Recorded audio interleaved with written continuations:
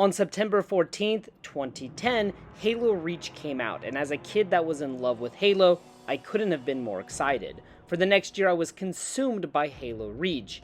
Of course, the next month, on October 19th, Fallout New Vegas came out. But being consumed by Halo Reach, it would be over 1 year before I ever touched Fallout New Vegas, which is now arguably my favorite game ever made. Which takes us to here.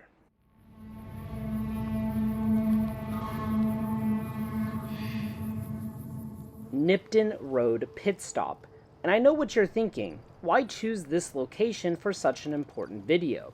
Because this location is what made me fall in love with Fallout New Vegas and its world. Let's set the scene. You're traveling down a dusty road, flanked by desert on either side. The road feels safe, and as you approach Nipton Road Pit Stop, you encounter Jackal gang members. Wait, this is too easy. This isn't right. Let's restart. New character. Going off my best memory, let's recreate the scene. I had just got a new sheriff for Prim. Choosing Myers seemed like the best choice. I made my way down the road. After all, the road feels safe. Eventually, though, I approached danger. At the Nevada Highway Patrol Station, I encountered a small gang of jackals. Low on ammo and health, I deal with them with angst. I rest inside of the station and take what limited supplies there are. Continuing down the road, I come across Nipton Road Rest Stop, which is overrun by rad scorpions. Rad scorpions, a familiar enemy of Fallout 3 and slightly terrifying to a young me. They are too strong for me at this level, so I run towards the two towering statues on top of a steep hill. Here I have my second encounter with the NCR, first being back in Prim, but here you get an idea of their strength and organization. The two towers are intimidating, and they seem like a proper military. But there's nothing here to help me right now, so I must keep moving. Heading back down the hill, I run past some rad scorpions that followed me and continue along the road. On my left, giant ants, and on my right, rad scorpions. I sneak past.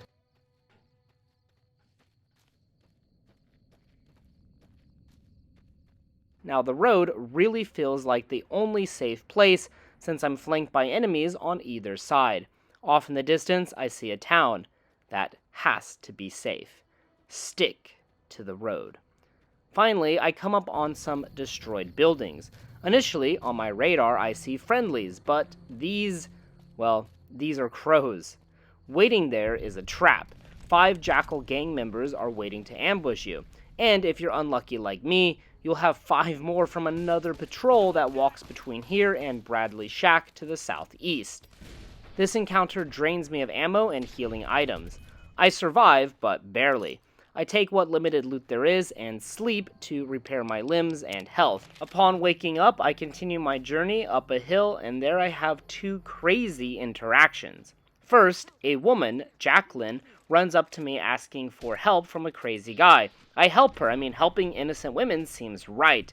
But after killing the man, Tomas, and talking with her more, I learned she was trying to kill him for some kind of star bottle caps. I kill her, and I take the special caps. Then, after this, I head into the city, which is on fire. We meet the man, the myth, the legend, Oliver Swanick. This man is not alright. He rants about winning the lottery, whatever the hell that is, and he runs off, never to be seen again. We venture into Nipton, but this isn't right. It's on fire. It's destroyed. We turn the corner, and there are people being crucified. And then, at Town Hall, an army awaits. Vulpes Inculta tells us he won't kill us because he wants us to spread the word of what happened here. And this is my first encounter with the Legion. But despite how evil they are, the Legion seems better than the darkness and the horrors that await in the desert. The game perfectly introduces the Legion, cruel, intimidating, but also offering security. Traveling from Prim to Nipton is harsh.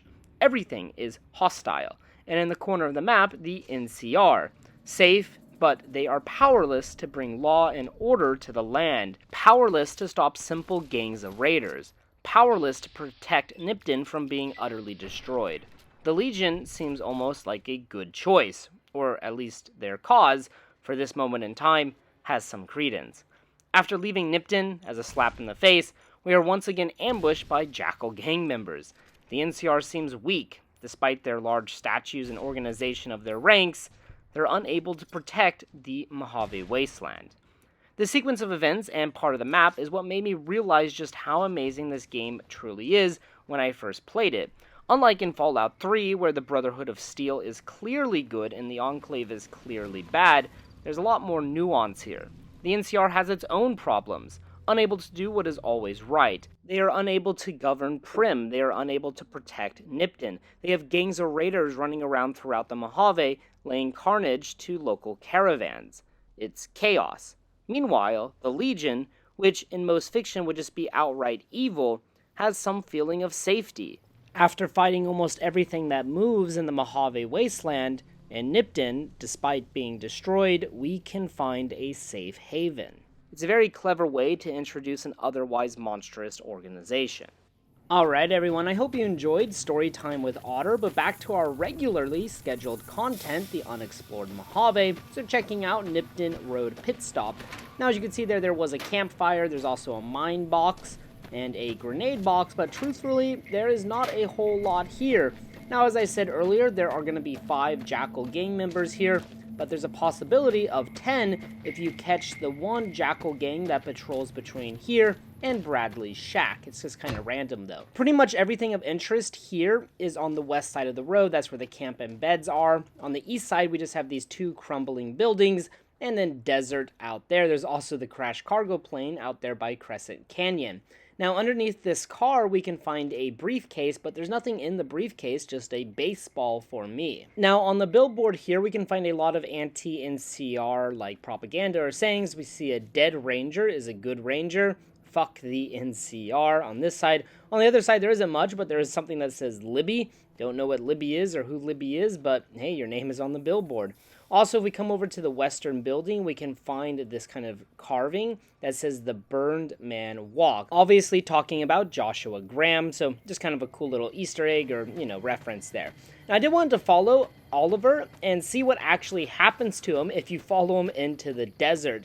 And he does run for quite a while, but eventually he runs into the Rad Scorpions. Of course, the Rad Scorpion Den is way out here, and it's surrounded by tons of giant rad scorpions, and eventually he met his end out here. He was being just chased all over the place by these giant rad scorpions, so obviously his luck ran out, and there he got killed by several rad scorpions. Man, there are so many of those bad boys.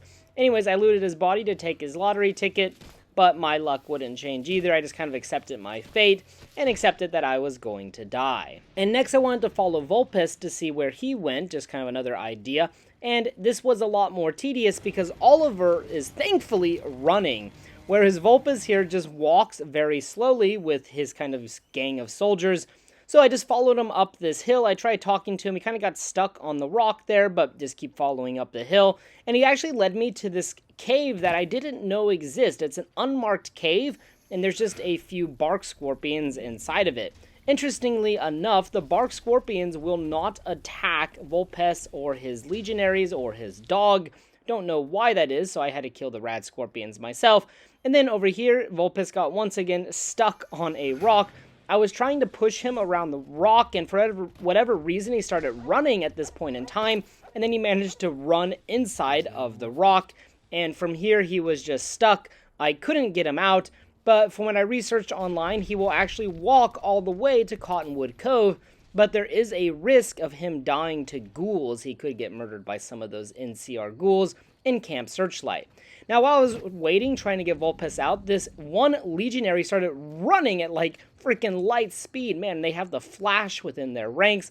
He was just running across the map. I don't know why. I figure it's just because he's supposed to follow Vulpes, but he can no longer follow him because he is being sucked into the literal ground. As you can see here, we can only see the very tip of his little coyote helmet. I was unable to even do damage to him at this point because his body was fully under the rock. And there you guys have it. Nipton Road Pit Stop. One of my favorite locations in Fallout New Vegas, as far as like low key, kind of just locations that are easy to pass by and not pay much attention to. I think it's really cool, and I think there's a lot going on here. Nipton, period, is one of my favorite locations in the game, and I love the way that the Legion is introduced to the player character. What do you guys think? What do you guys think of Nipton? What do you guys think of the Legion and the NCR? Do you have any other thoughts that I didn't mention in this video? Please let me know in the comment section below. Thank you guys so much for watching this episode of the Unexplored Mojave. If you have any ideas for future videos, future locations, please drop them in the comment section below. This could be in Fallout 3, Fallout 4, Fallout New Vegas. It is all okay. Thank you guys so much for watching, and as always, until next time.